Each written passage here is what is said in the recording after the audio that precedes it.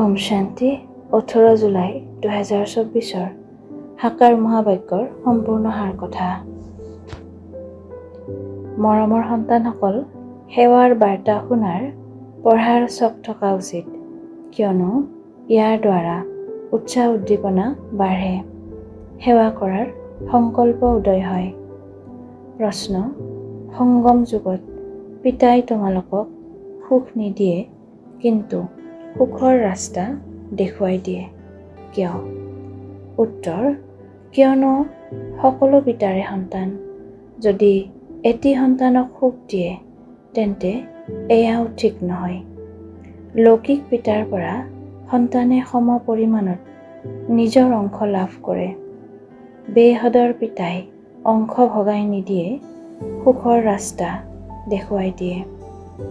যিয়ে সেই ৰাস্তাত চলে, পুৰুষাৰ্থ কৰে, তেওঁলোকে উচ্চ পদ লাভ কৰে। সন্তানসকলে পুৰুষাৰ্থ কৰিব লাগে।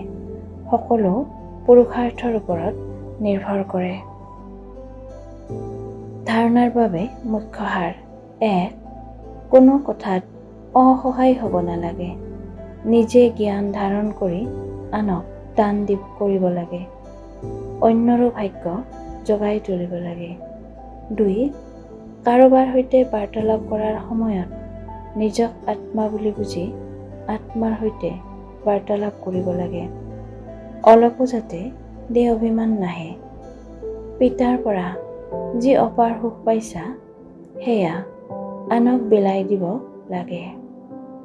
বৰদান: অন্তৰ আৰু মগজু দুয়োটাৰ সন্তুলনেৰে সেৱা কৰোঁতা সৰ্বদা সফলতামূৰ্ত হোৱা। বহু ক্ষেত্ৰত সন্তানসকলে সেৱাত কেৱল মগজ ব্যৱহাৰ কৰে, কিন্তু অন্তৰ আৰু মগজ দুয়োটাই মিলোৱাই সেৱা কৰা, তেতিয়া সেৱাত সফলতামূৰ্ত হৈ যাব। যিয়ে কেৱল মগজেৰে সেৱা কৰে, তেওঁৰ মগজ অলপ সময় পিতাৰ স্মৃতি থাকে যে হয় বাবাহে কৰাওতা, কিন্তু কিছু সময়ৰ পিছত পুনৰ সেয়াই মইবোধ আহি যাব। আৰু যিয়ে অন্তৰেৰে কৰে, তেওঁৰ অন্তৰত বাবাৰ স্মৃতি সদায় থাকে। ফল অন্তৰেৰে সেৱা কৰিলেহে পোৱা যায়। আৰু যদি দুয়োটাৰ সন্তুলন থাকে, তেন্তে সফলতা সদায় আছে। শ্লোগান: বেহদত থাকা, তেতিয়া হদৰ কথাবোৰ স্বত সমাপ্ত হৈ যাব। পৰোপকাৰৰ ভাৱনাৰে সম্পন্ন হৈ অপকাৰীৰো উপকাৰ কৰিবলৈ আজিৰ অব্যক্ত সংকেত।